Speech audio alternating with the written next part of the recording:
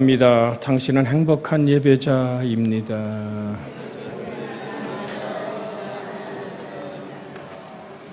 하나님의 행복, 그것은 임마누엘 안에 있는 축복입니다.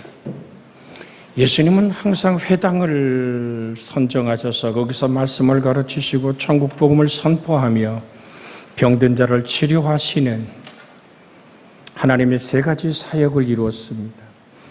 예수님은 무슨 일을 하시든지 틈만 나면 언제나 가르치는 사역을 빼놓지 않으셨습니다. 누가복음 5장 1절에서 11절의 말씀이 그 예입니다. 무리가 몰려와서 하나님 말씀을 들으세 예수께서 게네사렛 호숫가에 배 두 척이 있는 것을 보시니 어부들은 배에서 나와서 그물을 씻는지라. 예수께서 한 배에 오르시니 그 배는 시몬의 배라. 육지에서 조금 떼기를 청하시고 앉으사 배에서 무리를 가르치시더니 말씀을 마치고 시몬에게 이르되 깊은 데로 가서 그물을 내려 고기를 잡으라. 시몬이 대답하여 이르되 선생님, 우리들이 밤이 새도록 수고하였으되 잡은 것이 없지만은 말씀에 의지하여 내가 그물을 내리리다 하고 그렇게 하니 고기를 잡은 것이 심히 많아 그물이 찢어지는지라. 이에 다른 배에 있는 동무들에게 손짓하여 와서 도와달라 하니 그들이 와서 두 배의 채움에 잠기게 되었더라. 시몬 베드로가 이를 보고 예수의 무릎 앞에 아래에 엎드려 이르되 주여 나를 떠나소서, 나는 죄인이로소이다 하니 이는 자기와 및 자기와 함께 있는 그 모든 사람이 고기 잡힌 것으로 말미암아 놀라고 세베대의 아들로서 시몬의 동력자인 야고보와 요한도 놀람이라. 예수께서 시몬에게 이르시되 무서워하지 말라. 이제 후로는 내가 사람을 취하리라 하시니 그들이 배들을 육지에 태고 모든 것을 버려두고 예수를 따르니라. 밤새도록 고기를 잡지 못한 베드로가 절망 속에서 그물을 씻을 때 빈 그물 빈 배의 인생, 그 배를 주님이 빌려 타신 겁니다. 그러면서 말씀합니다. 깊은 데로 가서 그물을 내려 고기를 잡으라. 이 말씀하는 것은 우리는 너무나 잘 아는 얘기입니다. 그러나 3절, 4절을 우린 주의하여 보면 예수님께서 배에 올라 무리를 가르치시고 난 다음에 베드로에게 말씀하신 것이 우리에게 오늘도 들려집니다. 예수님은 행동하시기 전에 먼저 말씀에 가르침이 있었다는 사실을, 그 가르침 속에 깨달음이 있고 기적이 있고 구원이 있고 변화가 오게 되는 그 말씀의 살아계심 안에 내가 있기에 내가 살아있음을 확인하는. 그래서 주님은 요한복음 17장에 이 땅을 이별하기 전 마지막 몸부림치는 기도를 하나님께 드린 것을 성경에 기록해 놓았죠. 요한복음 17장 8절에 나는 아버지께서 내게 주신 말씀을 그들에게 주었사오며 그들은 이것을 받고 내가 아버지께로부터 나온 줄을 참으로 아오며 아버지께서 나를 보내신 줄도 믿었사옵나이다. 그러면서 13절에 들어가 지금 내가 아버지께 가오니 내가 세상에서 이 말을 하옵는 것은 그들로 내 기쁨을 그들 안에 충만히 가지게 하려 함이니이다. 예수 그리스도의 말씀이 들려올 때 믿음이 생기는 겁니다. 그냥 알아듣는 언어로 듣는 것이 아니라 살아계신 하나님의 말씀이 나를 향한 목소리로 들려오기 시작할 때 그물을 가서 깊은 데 내리라고요? 당신은 어부가 아니잖아요. 내가 내 동료들과 밤새도록 그물질 해봤다니까 난 여기서 평생 고기 잡아먹는 사람인데요. 당신이 직업이 뭐요? 라고 물을 수 있는 베드로의 질문 앞에서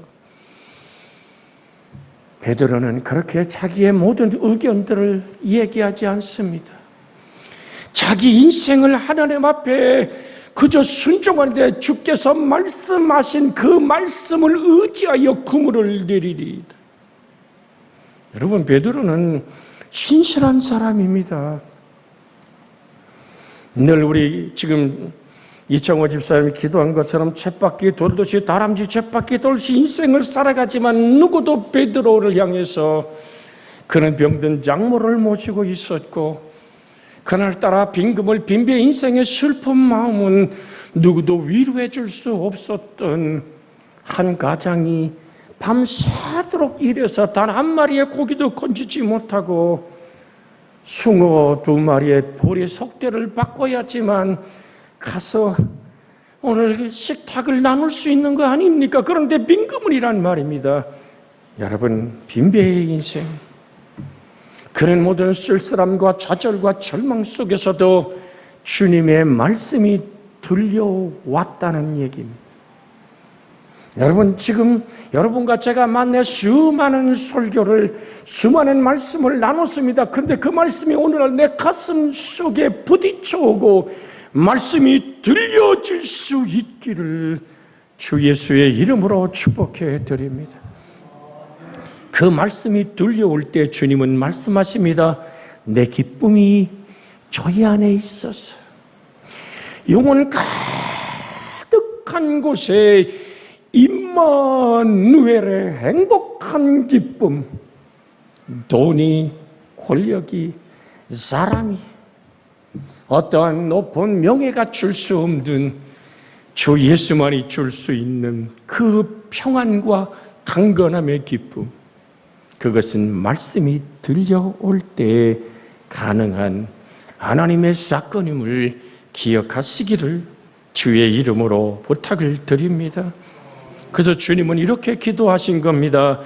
요한복음 17장 17절에 그들을 진리로 거룩하게 하옵소서. 아버지의 말씀은 진리이니이다. 무엇이 우리를 자유케 한단 말입니까? 살아계신 하나님의 말씀이 나를 붙들어 내가 살아있음을 확인할 때 내가 우겨쌈을 당하여도 쌓이지 아니하며 거꾸로 뜨림을 당해도 망할 수 없는 하나님의 생명으로 붙들리는 존재는 말씀이 들려야 돼요. 깊은 데 가서 그물을 내리라는 말씀에 내가 말씀에 의지하여 그물질을 다시 시작하는, 여러분, 우리가 부둣가에 가보잖아요. 어부들이 나와서 그 그물을 씻는 일이 얼마나 많은 시간을 찢어진 그물을 꼬매고 또다시 어업을 준비하는 그들의 또 다른 오늘 정말 수고한 노력, 그 모든 것이 주님의 말씀에 순종함으로 기적은 일어나는 것입니다. 요한복음 8장 31절로 32절에 그러므로 예수께서 자기를 믿은 유대인들에게 이르시되 너희가 내 말에 거하면 참으로 내 제자가 되고 진리를 알지니 진리가 너희를 자유롭게 하리라. 정말 내가 하나님의 말씀이 들려오고 그 말씀이 나의 삶 속에 솟아나는 샘처럼, 마르지 않는 샘처럼, 내 속에 강같이 흐르는 강물처럼 도도하게 나의 인생을 주장할 수 있는 살아계신 말씀을 만나시기를 주 예수의 이름으로 축복해 드립니다. 우리 한번 앞뒤로 같이 인사 나눌까요? 하나님의 말씀이 들리기를 축복합니다. 이게 성경을 내가 성경을 읽다가도 오늘 가슴이 막 뜨거워져야 되는 거예요. 내 처지와 환경과 내 자녀를 바라볼 때 가슴 아리는 눈물과, 여러분, 아이가 늘 그냥 집에만 들어가면 누워있어. 오늘 손가락도 하나 까딱하지 않기를 원하는 그렇게 누워있는 아이를 바라보는 부모의 가슴은 속이 타는 거예요. 그럼에도 불구하고 우리가 하나님께 감사할 수 있는 것은 주님이 내가 사망의 음침한 골짜기로 다닐지라도 해를 두려워하지 않는 것은 주께서 나와 함께 하심이라. 그 말씀이 들려오는 거예요. 그 말씀이 내 가슴을 막 흔들기 시작하는 거예요. 그 말씀이 살아서 나를 붙들기 시작하는 거예요. 저가 채찍에 맞아보라 너희가 나음을 받았다는 말씀이 질병의 아픔을 해쳐버리는 거예요. 그래서 그 진리가 나를 자유케 하는 능력으로 다가오는 은혜가 있기를. 같은 요한복음 8장 36절에 그러므로 아들이 너희를 자유롭게 하면 너희가 참으로 자유로우리라. 친정 여러분과 저에게 참으로 자유로운 은혜가 있기를 주의 이름으로 축복해 드립니다. 에베소 5장 8절로 9절에 너희가 전에는 어둠이더니 이제는 주 안에서 빛이라. 빛의 자녀들처럼 행하라. 빛의 열매는 모든 착함과 의로움과 진실함에 있느니라.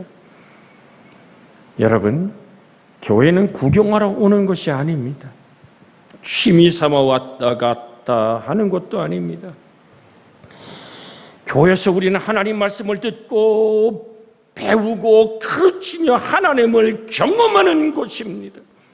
누구든지 와서 배워야 하며 교회에 무슨 일을 하든지 기초는 하나님의 말씀을 배우고 가르치는 데부터 시작되기 때문입니다. 이것이 신앙의 기초입니다.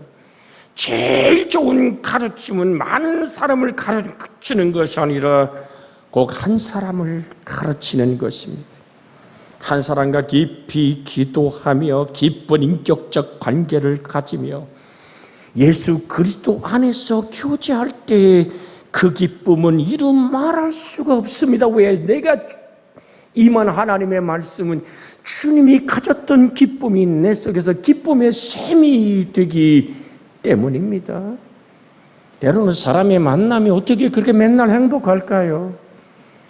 사람의 만남이 어떻게 그렇게 날마다 희희낙낙할 수 있을까요? 아니잖아요. 여러분이 저를 바라보고 하나님 말씀을 나누고 저희가 우리에게 담임 목사라고 말하지만 저 때문에 가슴 아리하고 때로는 슬프고 아픈 일이 한두 번이었겠습니까? 또한 목사는 여러분과 만나면서 여러분을 한 새벽 한 사람 한 사람을 이름을 기도하면서 그렇게도 행복하지만 때로는 나름대로 가슴 아리가 없었을까요? 그런데 중요한 게 뭔지 아십니까? 여러분 속에 살아계신 예수 그리스도를 바라보며 또한 여러분이 제 속에 정말로 저를 붙들고 역사하시는 주 예수를 바라본다면 우린 피차 예수 안에서 교제가 가능한 줄로 믿습니다. 서로 바라보는 얼굴, 서로 주고받는 어떤 고래가 아닌 예수 그리스도의 참된 사랑 안에서 미소 지음이 있기를 주 예수의 이름으로 부탁을 드립니다. 그래서 우리는 말하는 겁니다. 나는 당신 속에 계신 예수님을 보고 미소 짓습니다. 때로는 억울할 수 있어요. 정말 목사가 왜 저래? 라고 실망할 수도 있어요. 그러나 본질 안에서 우리가 나누는 것이 뭡니까? 오직 예수 그리스도. 여러분과 잘 암송하는 우리 교회 구호가 있다면 주님 한 분이면 족합니다. 하나님의 사랑 하나면 충분합니다. 이거 다른 교회는 없는 거예요. 우리 교회인들만이 고백할 수 있는 단 하나, 주 예수님 한 분이면 족한 사람, 하나님의 사랑 하나면 충분한 사람, 그렇게 우리가 따뜻하게 뽀두 나눌 수 있는 교제가 필요한 줄로 믿습니다. 부자 청년이 예수님 찾아왔지요. 그래서 얘기를 시작합니다. 선한 선생님이요, 내가 어떻게 하면 영생을 얻는 거요? 그때 주님은 계명을 얘기합니다. 내가 다 지켰습니다. 그럴 때 주님 말씀하잖아요. 아니야, 한 가지 부족한 게 있어. 길을 쫑긋 세우고 뭐가 부족할까? 그는 부자였고 젊은이였고 관원이었습니다. 아니, 내게 부족한 게 뭐가 있다고? 그때 내 가진 모든 것을 가난한 사람들에게 나눠주라. 그리고 와서 하늘의 상을 바라보며 나를 따라오너라고 주님은 그 부자 청년에게 말합니다. 그때 부자 청년은 뭐가 많은 거로? 재물이 많은 거로 근심하며 돌아가더라. 여러분, 송나라 시대의 정치가였고 유학자였던 사마광이란 사람이 있습니다. 그 사람이 어린 시절의 이야기 중에 이런 이야기가 있습니다. 오늘 새벽에도 잠깐 드렸습니다만은 같이 친구들하고 놀다가 친구 아이 하나가 큰 우물에 같은 그 항아리에 빠져버렸어요. 물을 항상 담아두고 추측하는 그 큰 항아리 아이가 빠져서 살려달라고 싹 소리칩니다. 친구들은 막 울기 시작하는 거예요. 어떡하냐고 막 발을 구릅니다. 어른들은 사닥다리와 또한 밧줄을 찾으러 갑니다. 그때 사마광이라는 아이는 큰 돌을 들어서 항아리에게 집어 던져버립니다. 항아리는 깨지고 물은 쏟아지며 아이가 살아납니다. 누구도 생각할 수 없었던 항아리를 깨버린 사마광이라는 그 소년의 결단. 어른들이 그제야 그를 칭찬하죠. 어른들은 생각 못하는 거예요. 왜? 그 항아리가 얼마짜리인데. 아이가 살려달라고 말할 때 생각하지 못했던 그 항아리를 깨버렸던 사마광처럼 그렇게 부자 청년 관원은 자기 인생을 가둬둔 항아리를 깰 수가 없었습니다. 그 권력과 젊음과 돈의 죽음의 물에 갇혀버릴 수밖에 없는 부자 청년을 향해서 주님은 말합니다. 천국에 저 부자가 하나님 아는 것을 의지하고 힘싸움은 저가 들어가는 것보다는 낙타가 바늘길을 통과하는 것이 낫겠다고. 사랑하고 복된 여러분, 우리가 하나님의 말씀이 들린다는 것은 내가 사마광이라는 젊은 어린 소년이 항아리를 깨서 친구를 구원하듯이 하나님 아는 것을, 자아를, 내 욕망을, 하나님 아닌 것, 힘삼은 것을 깰 수 있는 용기는 하나님의 말씀이 들려올 때만 가능한 것입니다. 그래서 가르치는 사역, 그것은 끝없는 교제요, 나눔이요. 그것은 본질적인 오늘 예수님의 사역이었기에 동시에 우리 교회 그리스도인들의 함께 나눌 축복된 사역이 하나님의 말씀을 가르치고 그 삶으로 내가 나의 인생을 가둬둔 항아리를 깨는 거예요. 영생을 얻은 자의 행복함이 여러분과 제 속에 있기를 주 예수의 이름으로 축복해 드립니다. 요복음 9장 4절에 때가 아직 낮음에 나를 보내신 이의 일을 우리가 하여야 하리라. 밤이 오리니 그때는 아무도 일할 수 없느니라. 5절에 내가 세상에 있는 동안에는 세상의 빛이로라. 주님은 우리를 그와 같이 세상에 버려둔 것이 아니라 우리 속에 성령을 보내시고 우리 속에 오셔서 지금 너 빛을 발하되 내가 너를 등불 삼아 이 땅에 빛으로 비춰지기를 원한다고 말합니다.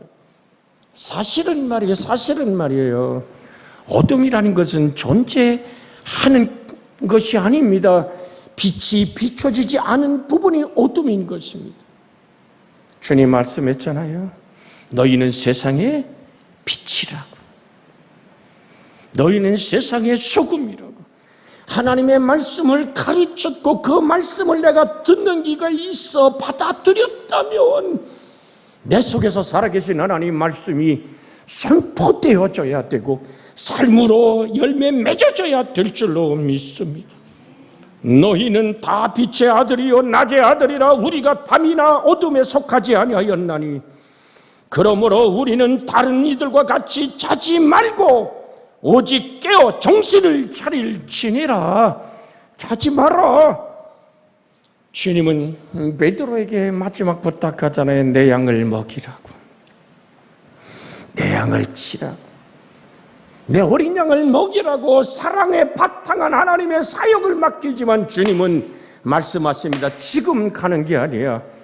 성령이 너희에게 임하시면 너희가 권능을 받고 예루살렘과 유대와 사마리아와 땅끝까지 이르러 내 증인되라고 하시던 주님의 말씀을 우리는 오늘 기억하길 원합니다. 성령이 너희에게 임하셔야만 너희가 권능이 있다고. 옛날에 우리가 전기가 다 들어오지 않을 때 등잔불을 켰잖아요. 전혀 모르시겠어요? 그런 것이 있었답니다.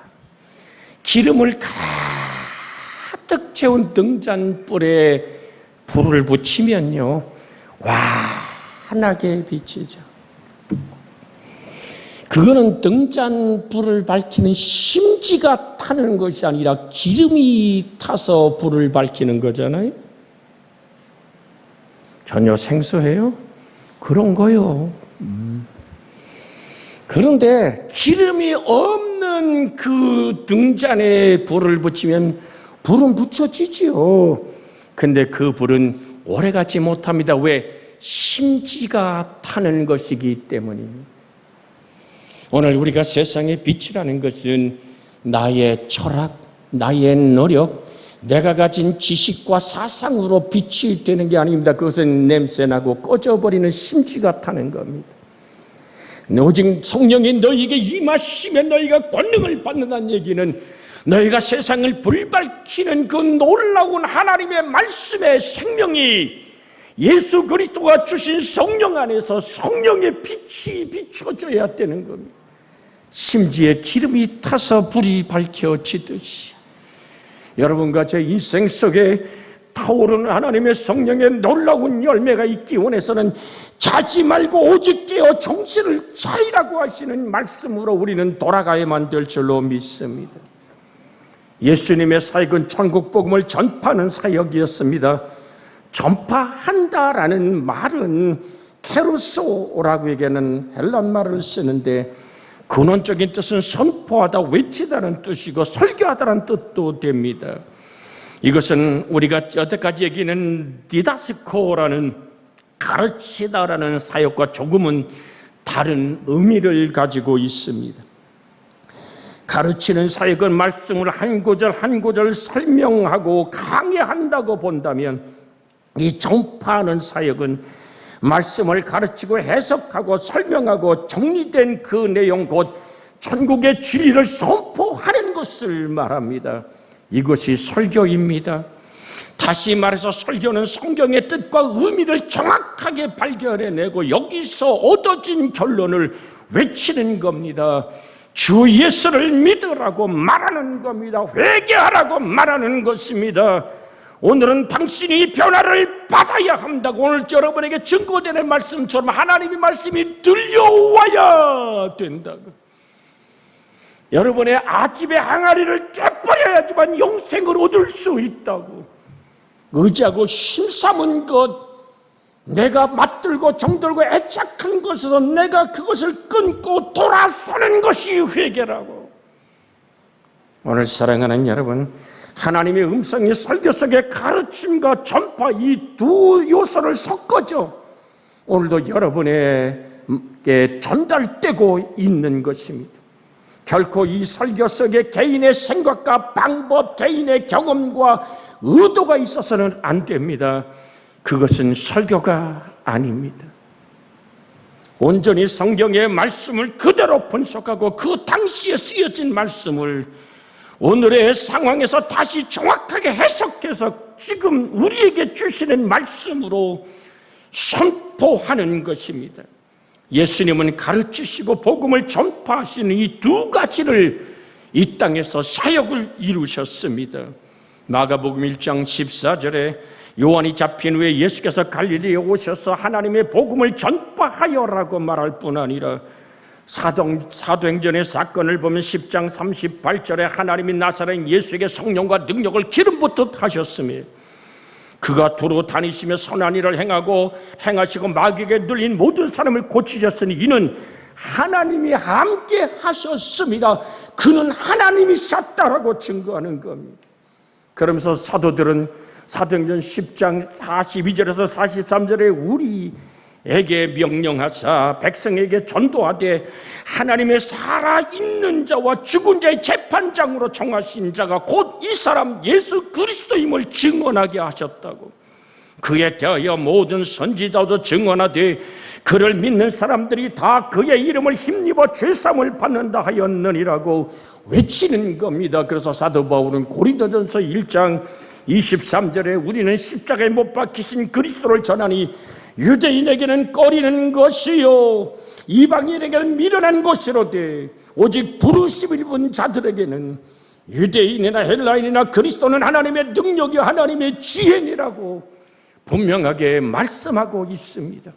고린도후서 4장 5절에 우리는 우리를 전파하는 것이 아니라 오직 그리스도 예수의 주 되시는 것과 또 예수를 위하여 우리가 너희의 종된 것을 전파함이라고 말합니다. 교회에서는 반드시 성경이 강해되어야 합니다. 성경을 여기 해석하다 저기 해석해서도 안 됩니다. 신문을 가지고 설교해서도 안 됩니다. 진보냐 보수냐 민주화냐 독재냐라는 주제를 가지고 말하는 것 또한 설교가 아닙니다. 인권을 가지고 설교해서도 안 됩니다. 교회는 예수님의 방법대로 성경 말씀을 한 구절 한 구절 깊이 묵상하고 강해하며 그 얻어진 결론을 확실하고 힘있게 선포하는 것입니다. 이것이 바로 교회의 가장 중요한 일입니다. 오늘 교회의 심장이 예배라면 예배의 심장은 설교인 것입니다. 살아계신 하나님의 말씀이 여러분을 만나고 그 말씀이 들려지고 그 말씀이 여러분 속에서 타오르는 불길처럼 마치 엠마오의 제자 글로바 다른 제자가 말하는 것처럼 주께서 성경을 풀어주실 때에 우리의 마음이 뜨겁지 않더냐? 지금도 불타고 있지 않더냐? 여러분 어떻게 하나님 말씀을 만납니까? 우리가 예배 중에서 정말 들려지는 하나님의 목소리를 하나님의 말씀을 오늘 또한 바로 하나님의 생각이기 때문에 이런 하나님의 음성을 오늘 설교하는 자도 듣고 설교 듣는 자도 동시에 같이 듣는 것입니다.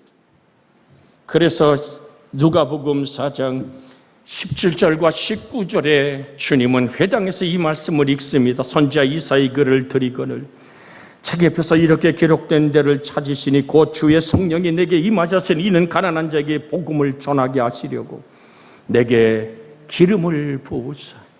함께 읽어볼까요? 화면을 보고 읽습니다. 기름을 부으사 나를 보내사 포로된 자에게 자유를 눈먼 자에게 다시 보게 함을 전파하며 눌린 자를 자유케 하고. 할렐루야. 그 다음 절이요. 주의 은혜의 해를 전파하게 하려 함이더라. 21절을 봅니다.